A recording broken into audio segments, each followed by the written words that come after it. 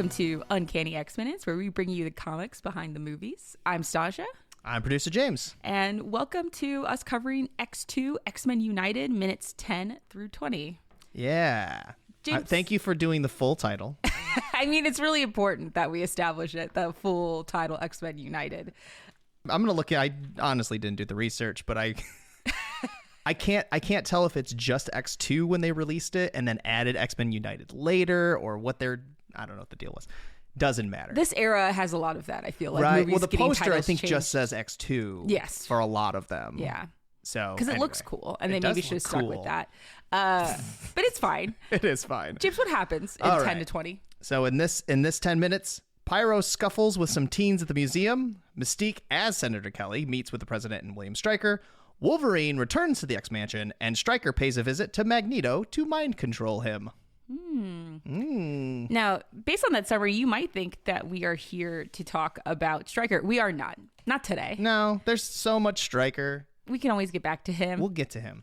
But what we're actually going to talk about today is we're going to talk about primarily about Lady Deathstrike. Yeah, because we get the glamour shot of her cracking her knuckles. Yes.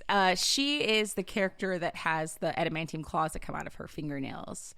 Lady Deathstrike, it has a very interesting history. I want to start right off the bat with a hot take. Okay. I didn't know in the comics that she's human. Yeah. She is not a mutant in the comics. She is a mutant in this. Yes, like, in the movie. In the movies, because they're, yeah. But nope, she's just a human. Yeah. I made assumptions that she was a mutant because you do find out later that she has, I don't think they really show this in this movie, but in the comic books, Lady Deathstrike at some point has a healing factor. So I had always assumed. I was going to say, I thought she had one. She does. I looked up. So once you told me, like, no, she's human, I'm like, oh my God, let me just double check that. And then I immediately was proven correct. There's a reason she's hanging out with William Stryker. Turns out she is like a mutant supremacist. Sure. At least in this movie, especially early on in the comics. Well, in this movie, she's mind controlled. That's true. So, yes, that's right. I don't know. We don't know her allegiance because we only get one shot later where she's like shaking off the mind control. We'll talk about her being mind controlled because I found a comic where that happens. All right. So we'll get back to it. But for Lady Deathstrike here, she has healing factor because of her nanobots. Awesome. So she has technological healing factors. Did that happen in the 90s? I don't know exactly when I it assume happened. that's when that kind of stuff happened. I assume. But actually, the reason I found out about it is because I was actually reading the Weapon X series from 2017 to 2019. Okay. And she's one of the main characters in it. And it's really interesting. Yeah? Yeah, she teams up with the good guys. Well, good guys in like huge quotes because Sabretooth is also on that team. But it's Warpath, Old Man Logan, Sabretooth, Lady Deathstrike, and then added later is Laura Kinney as Wolverine. Oh, also Domino is there too. Oh, okay. So it's like all the former Weapon X programs. And then also crazy, the series goes into the totally awesome Hulk, which is Amadeus Cho. Oh, okay. Also a huge character in this series. It's really good, actually. Okay. But it's Lady Deathstrike kind of as...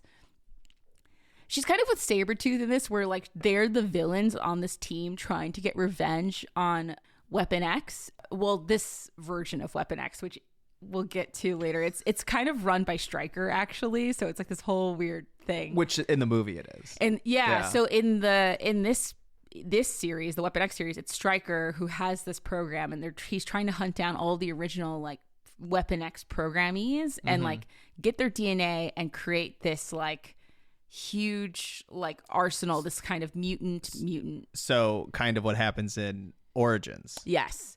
X-Men Origins Wolverine. Kind of. And they put them all together, and then but they also get Hulk DNA, and so it becomes a Hulk Wolverine, which is pretty cool. I'm not gonna lie. Did you send? No, I think I had a friend send me that literal panel earlier of it's called Weapon H. Weapon H, yes. Yeah. Yes. You sent me. Weirdly enough, I got sent that this week, not by you. It's a really interesting, really fun series. The Hulk with Wolverine claws. It's crazy. It's pretty cool. I really liked it, and I really like Amadeus Cho as Hulk. Like I think he's really charming. Like him, so it's a really good series with Deathstrike as well. She's in it, and like so she's kind of villainous, but like basically at the beginning of the series they're trying to save Lady Deathstrike because they realize they're being chased by these mechanical monsters and they have the fingernail claws and they're like, there's only one person, so they know that she must be captured somewhere.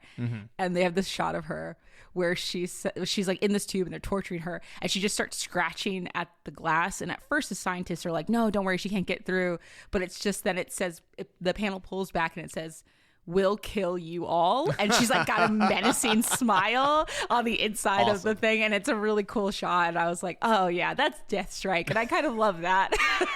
Well, I read her early appearances. Okay. So she shows up in Daredevil number 197, 198, and I think 199 as a human, like just straight up happens to just sort of get caught up in the story. Daredevil dropped Bullseye from a high distance, and Lady Deathstrike, at the time it's Yuriko Oyama, just no Lady Deathstrike. Her dad is Lord Darkwind, and he finds him, heals him, puts adamantium on his ribs, like I think as a part of to try healing him, and then he, as repayment, he's like, Bullseye, go kill someone for me, and Bullseye goes, yeah, no thanks, and leaves. So she's just kind of along for the ride, and you don't know that it's her dad and whatever. Fast forward to her next appearance as actually Lady Deathstrike is Alpha Flight number 33 and 34, where she kind of looks like Silver Samurai. Okay. I could kind of see it with her hair, too. Yeah. But she has a sword, and she's got, like, you know, it's the same, like, shoulder pads and, the head thing. So her deal there is she's trying to get the adamantium back from Bullseye. So she's hunting Bullseye down, and she has some device that can track adamantium. So who does she find? Wolverine. Right. With Alpha Flight. Wolverine is like, okay, what? No. And so Lady Deathstrike's deal is, I am getting this adamantium back because because I've been dishonored. Our family has been dishonored. Somebody took the technology to bond adamantium to bone, which is my father's intellectual property. Yeah. She's really the IP police. Yeah. So I need to kill Wolverine and bring his skeleton as a trophy, basically. Okay. She doesn't get it. Obviously. So she comes back again in Uncanny X-Men number 205, where now she is what we see as Lady Deathstrike. I'm about to say a bunch of things that we do not have time to go into. She goes to Spiral's body shop. Oh my God. Which is that's like a whole episode in itself. Long story short, it's a way you get upgraded. By, like, humans can get, like, mech power cyborg stuff. Yeah. And then, so she's now has the claws, and she's, like, all teched up, you know. She joins up with the Reavers, which we'll go into later, not now. So she is essentially a cyborg now, and so is, like, most of the Reavers. If not, I think all the Reavers. Almost all of them, yeah. So... Yeah, even Donald Pierce later, he's cyborg. Yeah, exactly. Yeah. Same deal, though. She's going after Wolverine for his skeleton. Yeah. I was always like, because what I knew about Lady Deathstrike was she and Wolverine butt heads a lot. Like, they're rivals. They're whatever. Yeah. Nemesis. And I never knew why. Yeah. And I guess that's it. Kind of. That's what it starts out as. Yeah. I think, like, once William Stryker gets added to the Deathstrike pool of her backstory, I think it changes a little bit. Okay. Because I read a couple of issues of Uncanny X-Men, but, like, much later in the 300s, and a couple of Extreme X-Men issues, which, you know, is a sacrifice. Talked about that. Yes. Yeah. So in the 300 issues of Uncanny X-Men, she's with the Reavers, and she's with Donald Pierce, who is with the Reavers in order to kind of hunt down the X-Men and exterminate them. And Donald Pierce is a former Hellfire Club guy. He used to be like the White King. Yeah, I was gonna say he was a king. Yes, and he becomes a cyborg too, and he uses Lady Deathstrike as her Reaver. So it's not exactly William Stryker here, but it's Donald Pierce with a very similar thing of, like, exterminate mutants, they're disgusting, etc., etc. And then in Extreme X-Men, I love the idea, by the way, of humans modifying themselves to such a degree they're no longer human to take out something else. They're like, well, you're not human, so they become not human to take out not humans. Well, they consider themselves humans. That's the kind of the thing, right? It's that if you got a tank lower half of your body, I know, right? It's tough. Well, part of the reason that Donald Pierce is upset at Wolverine, and that's kind of where Lady Deathstrike also has some beef, is that apparently these troops that are the Reavers were chopped up by Wolverine. Yeah. So I get why the Reavers go after Wolverine. Yeah, and she joins them for some. I think so that extends the beef. In Extreme X-Men, we have William Stryker in there, and he is kind of with Lady Deathstrike, but there's also this like artificial intelligence named Paul that is kind of like taking over people's minds and bodies. Okay. And that one ends really strangely because Lady Deathstrike ends up escaping. She's working with Stryker, but then her mind gets taken over by this AI Paul. But somehow she manages, I think with the help of like Kitty Pryde's like tech interrupters to like escape. You're talking about when Kitty Pryde phases through machinery, it freaks out. Yeah, she can break machinery by phasing through it. So she does that, and I think she leaves her arm underneath a rubble, and at the end of the issue you have Bishop being like, I need to make sure that like Lady Deathstrike's dead, and he lifts up the thing and it's just her arm, and you're like, oh okay, she's gone, she escaped. It's like awesome. Cheesy and great. It's also a strange one because that's actually, we'll talk about this more when we talk about Stryker, but Stryker sacrifices himself for the betterment of everybody in this issue. Don't love it. I don't feel like that's his vibe, but whatever. Yeah. But you see Lady Deathstrike with him there as well. Interestingly, she's kind of mind controlled like she is in this movie. Okay. So Paul is making her attack the X-Men, like Wolverine and everybody else that's there, Kitty Pryde, and I'm trying to remember who else. She's not really trying to kill them because the second that she can get away, she like leaves her arm and just like bounces. So she's not there to like murder everybody. So it is kind of like this one, except she doesn't die. Yeah. Early 2000s was a fun time. Actually, superhero movies are kind of fun because they kill off villains and you're like, oh, but we could use them again. What are we doing? I know. It's kind of like they film it like an action movie where it's that you kill the bad guy in those action movies, the Schwarzenegger movies or whatever. But in comic books, no, like if they're interesting bad guys, you got to keep them. Like, there are more interesting ways to dispatch a bad guy than just killing them. Yes, I think so. And I think X-Men's a really good highlight for that. Yeah. So. Not these movies though. No. These movies have not interesting. Except for Magneto. Well, I guess Magneto, they had the forethought of being like, you can't kill him because he's not wrong all the time. Yeah. Also very helpful. Yeah. With a lot of like. Yeah. Yeah. They were smart about that one. Yeah. Yeah. There's a lot. The X-Men need Magneto a lot more than they admit is kind of like a big thing. Yeah. I don't think there's not a body count in the first one. Because, I mean, technically Toad might still be alive. Actually, yeah, he might be alive. We don't see him again in later movies. Chronologically later movies. Sabretooth's fine. He's just got blasted out of the Yeah, I mean, he can take a lot of hits. I'm going to assume, like, just because nobody else really dies, I'm going to assume Toad doesn't really die. That's what I'm saying. I doubt. Yeah. Storm's the only one with a body count. Yeah. I know, on a team with Wolverine. I mean, there's not a lot of dead bodies in the first one. Yeah. This one, there's a lot. We'll get to it. For sure.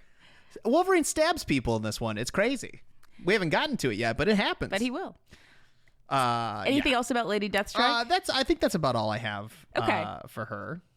I think you guys, if you guys are interested in her, I don't know. I feel like a lot of this other stuff you could just ignore, even the Extreme X-Men. Just read the Weapon X 2017 run. It's really good. I believe she's in the current Deadpool run. Oh, okay. It's kind of fun because she's not like mustache twirling evil. Yeah. She's like hanging out with Deadpool because they're both assassins at this point. Right. That makes sense. So yeah. I think those are her great. I think she's always good with like, it's like her, Wolverine, Logan.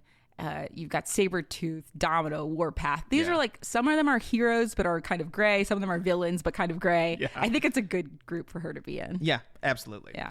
Another thing that happens in this 10 minutes is we get introduced to the fact that Mystique is still in a long-term disguise as Senator Kelly. Yeah.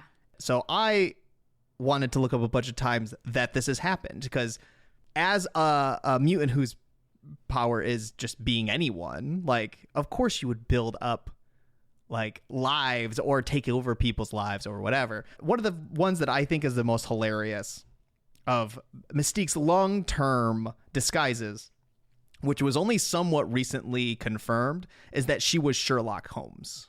Yeah, I love that. It's my favorite. I did a little bit of digging, and it was due to the fact that Destiny, her wife, is named Irene Adler, which was just a reference to a Sherlock Holmes character that nobody probably really knew about unless you read Sherlock Holmes. Right. We didn't have all the movies and TV shows we have now. So people were like, well, if they met way back when, is she Sherlock Holmes? And they confirm it in a comic. Yes, Sherlock Holmes exists in the 616, and it was Mystique. I love it. It's one of my favorite long-term. It's such a good use. It's like a throwaway. I remember reading this panel, and I guess I wasn't as excited because, like, to me, I was just like, yeah, that tracks. Like 100%. I thought it was a thing. I thought I just didn't know. And I looked it up. I was like, no, that's when they confirmed it. I was like, oh. I made assumptions a long time ago. I brought it up to my buddy, and he was like, the what now? And I was like, oh, you haven't read that panel yet. It's not a spoiler because it's a throwaway backstory. Panel. Yeah. I know of at least 2 instances where she was working for DARPA under long-term disguises. The first one was when she was introduced. She actually went by Raven Darkholme. Okay. But like as a human. Got it. And she worked there. Well, she learned her lesson. Never use your full government name. Right? Because then later, this kind of goes back to our finale wrap-up, like the stuff that was happening around 2000. Yeah. When everyone got depowered, she had a male disguise under DARPA. And so when she's at the computer trying to do whatever, everyone gets depowered, she turns back into Mystique. And so that guise that she's had this entire time is now burnt. Yeah. Because they're like, oh, it's you. Yeah. Is she blue or is she like human? She was human, but she's not the guy that was sitting there. Right. Yeah. That we learn in that one, actually, when everyone gets depowered, that she's not blue skin naturally. Nightcrawler's not blue skin naturally. Toad's actually a hunk. Yes, I remember that. I sent you a panel of that one. Did you know Toad's naturally a hunk? He had like a 6-pack and everything. It was great. One of the more crazy ones that Mystique had, she actually pretended to be a different mutant in the Xavier school named Fox. Oh, have you heard of this one? Oh, interesting. Part of the storyline that keeps popping up when you do this research is she tried seducing Gambit. Yes. To see if Gambit would basically be faithful to Rogue. Right. Yeah. So crazy, but like she was Fox, I think, for multiple issues. Like it's a reveal that she's Fox. I would love to know when that issue came out, because have you seen? I mean, here's the art. It looks like probably a mid-2000s. Yeah. Okay. I'm curious. Have you seen X-Men Evolution? It's been a while. Okay. Because I'm wondering if they did that to kind of match up to what was happening in that cartoon, because Mystique is like the principal at the school with Rogue, and then she takes on a guise as one of the high school students for like a really long time to like, because Rogue isn't talking to her, they're fighting, they're not friends anymore because she goes to be with Xavier, and so she like pretends to be a kid to like manipulate her kid to talk to her again. It's like wild.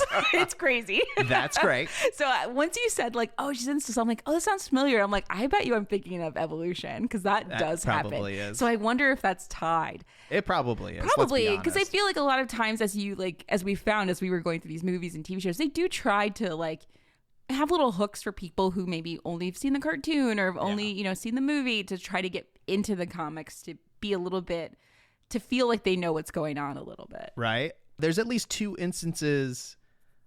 So the 2 major points in Mystique's life are the birth of her children. Yeah. But both are tied to long-term disguises she had. So like when Kurt was born, she was pretending to be the wife of the Countess or whatever. Yeah, right. Which we've gone over that in length. The other one is Lenny Zauber, which was a German spy, and that's when she got together with Victor Creed. And had Graydon. Oh, really? Okay, Yeah. I didn't realize that she was in a German spy. Okay, interesting. Wow. Yeah. So then there's that one. There was once where she was Professor X's estranged love interest. Oh. And that one's somewhat more recent, like in the Uncanny X-Men run around Wolverine and the X-Men. Oh, okay. When Professor X leaves his will to Raven Darkholme. Raven. I hate that. Uh-huh. I feel like Professor X, whenever they try to set him up with a romance, unless it's Lilandra, yeah, I'm just out. It's like if I recall, it's like it's that weird time travel alternate reality thing where she pretends. I think she pretends to be Moira McTaggart at first, and then gives birth to the other Charles. That you know how like the Brotherhood comes back from the future pretending to be the X-Men. Yes, vaguely remembering this. One of them is a young Charles Xavier, but it's like Charles Xavier the second. I see. It's but anyway, it's a whole thing. It's a whole thing. Oh, and I also realized in my research, when we were watching X-Men 1, and there's the shot of her that is a Statue of Liberty, and the eyes show up. Yeah. She's done that before. She's been a statue before. Okay, so there is proof of her doing this because we were confused as to whether or not it was possible for her to do that. Apparently it is. Apparently it is. That is really fascinating. There was also another instance where she grew another set of arms and another face, so she could shoot in two different directions. That seems like that works, especially with like the new reveal of what her powers actually are. Yeah. And I'll leave it at that. You can listen to our credits episode if you want to hear us talk about this with major spoilers, but that makes sense that she would be able to do that. Yeah. The statue, though, is still kind of surprising to me. Right? Yeah. There was one more I read in my research where it was from the finale episode, or the last episode of season 1, where I was reading a thing where she was a famous model. So she's in this famous model's like loft, and she brings Rogue back there because Mystique needs help. And Rogue's like, "You're this model too?" Like she has all these different lives she has to like keep up on. It's crazy. Yeah. Anyway. I mean, that must get exhausting. I barely have enough time to schedule my own like personal itineraries. Well, but you also care about the people around you. That's true. Well, Mystique, yeah, I guess that's true. If I only had one person to care about and they were in on it, like Irene is, like you wouldn't have to worry about that. Irene knows stuff. What's going on. Yeah, Irene is there too. If you had a spouse that was like, "Yo, I know what's up. Let's go. Yeah, let's bounce." You could just do that. Oh, such a good. I really like Mystique a lot. She's my second favorite gunslinging lady in Marvel. The first is Domino, always. But I like her the more I read about her. Yeah, which is always a good character. If you like a character the more and more that you like read about them, awesome, it's awesome. Great. Lastly, mind controlling mutants. I feel like it happens all the time. Yeah, there's a mutant that can do it. There's a lot of mutants that can do it. Well, the first one that came to mind was Karma from the New Mutants. Ooh, yeah. She literally takes over people's bodies and does whatever she needs done. Whatever she needs to do. There are kind of levels to this, right? Speaking of the New Mutants. That's not just like Professor X being like, go do a thing. Like subtle manipulation, Yeah. This is literally takes over your body. Yeah. That's true. I guess like the person I was thinking of mind controlling, like taking over bodies, wasn't exactly, it's not really that, but it's kind of similar. This like kind of stages, right? I was thinking similarly, he's not part of the New Mutants, but he's part of the Hellfire Academy. I think Empath is really dangerous for those things. Like there's this whole because isn't his power like giving people emotions essentially? Emotional manipulation. Yeah. And hence the name Empath. Yes. And there's like huge complications. It's one of my favorite things about the New Mutants, really interesting, of like he starts dating Karma, and the question is like, does she actually like him? I did read that. That was amazing. It's super interesting and he's like, I don't even know, because his powers, like he's a kid too, so it's like he's like, I think so. I'm not, if I'm doing it, I'm not trying to, but then sometimes he can choose to like intentionally manipulate people. Right. He's partially a little bit of a villain, as much as like I feel a little uncomfortable being like, these underage children are villains, but that's kind of how they're framed. Well, it depends what they're doing. Right, I guess.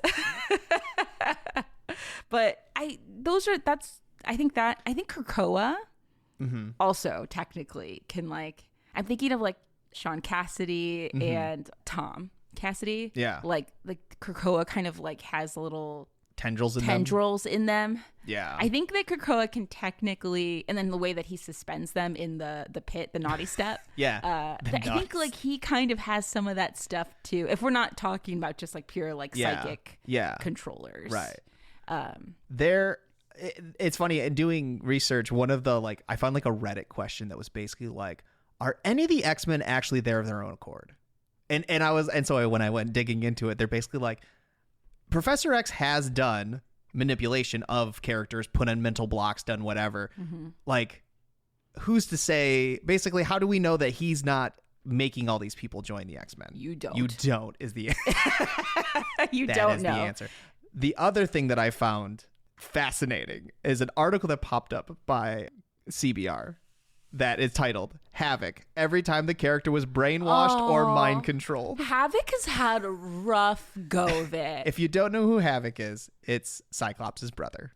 One of Cyclops' brothers. He's the main one. Yeah. Let's be honest. He's the one that's been there the longest. He was the one that was in the plane when it crashed. Yeah. So anyway, this is just a straight rundown of all the different times. There's 10 different examples in this article, if you would like to. Yeah, I know some of these. I was going to say, I didn't read any of these issues, but I'm sure you know a lot of them. Yeah, there's also so the thing with mind control in Havoc is that it was like a major part of his relationship with Polaris. So that's Lorna Dane. Yeah. He was under manipulation of Madeline Pryor for a while, and there was back and forth with that. And then Lorna Dane was under her body was taken over by Malice, who is this villain, while she was with him, and it was really complicated. And then I think Malice took over Havoc's body and then attacked Polaris. The thing is, their relationships had a lot to do with them being controlled by other people and then bad things happening and them trying to reconcile. So it does not surprise me that there is a 10 long list. I'm sure there's more. I'm sure there are. Positive there's more. But and that's actually a core part of his character of he's really anti-manipulation. It's he doesn't like psychics very similarly in the way that Magneto doesn't like them. I think it's during God Loves Man Kills when he is hanging out with Betsy Braddock in the body of Quanon, and he tells her, "I don't trust you." He's like, I'm always edgy around psychics, even around Xavier, and I'm more edgy around you. And he's basically what is wrong with you? Which I think is really great. Yeah. So yeah. Anyway, I thought. For some reason, that popped up and I was like, you are right. Havoc does get manipulated a lot. Yeah, I feel really bad for him. I mean, whatever. We probably could have got a whole list of just him, but different ways people are manipulated. Because this is the soap opera that we're talking about. Oh, yeah. That half the time it's well, you want somebody to do something that they don't normally do. They were mind controlled. I think I was reading Uncanny from Giant Size. I was starting to do a read through, and there's an issue where Havoc and Polaris show up and attack the X-Men. Yeah, that I'm positive it's something like that. Mind right? control. Yeah. It's something. I forget what the reason was because it always is something. And then that's not even counting the times where it's tech mind control, because that's a whole nother thing. There's a whole host of other villains that do similar stuff. When you talk about Genosha, the original Genosha with the mutates and the mind control that's going on there too, that's all tech stuff really, but is relevant to more in the Krakoa run. Even Colossus is being manipulated by, is it just the storyteller, I think is the name? Yeah. It's his brother is making the storyteller manipulate Colossus to do his bidding. For Russia specifically. They call that out weirdly. Yeah. I always thought that was a little strange, but I was okay, I guess. He's very Russian. He is, I suppose. But yeah. Times change. Storyteller is a really good example of somebody who's a controller, because that's not just mind. That is he's walking, he's doing things, he's voting certain ways. Yeah. He can't even imply things even every word that comes out of his mouth is under control. It's really interesting. The storyteller literally is just writing, yes, and whatever he writes happens. It's one of the coolest powers, actually. Crazy. I think it works really good. well in comics because you see what he writes, exactly, and then they show what's happening. So and he writes well. It's not just Colossus does this, he walks in, he does that. Yeah, he's an author. Yeah, it's just what he does. It's so good. I mean, his brother is terrible, but it's a great villain. I love it. It's funny reading that and then going back and reading other ones where it's like, he's a sympathetic character, and then going back and reading like the current stuff and you're like, no, he's not. He's terrible. He's terrible. Hate him. No, thank you. I mean, I do have a soft spot for the Rasputin family because they had a real rough go of it. Man, well, they've all been dead and not dead. A lot. Multiple times. Yeah. All right. I actually think we are out of time already. Yeah. We could go on for probably 3 episodes about mind control. But thank you for listening to Uncanny X-Minutes. I'm your host, Stasha. I'm producer James. And we'll see you for the next time.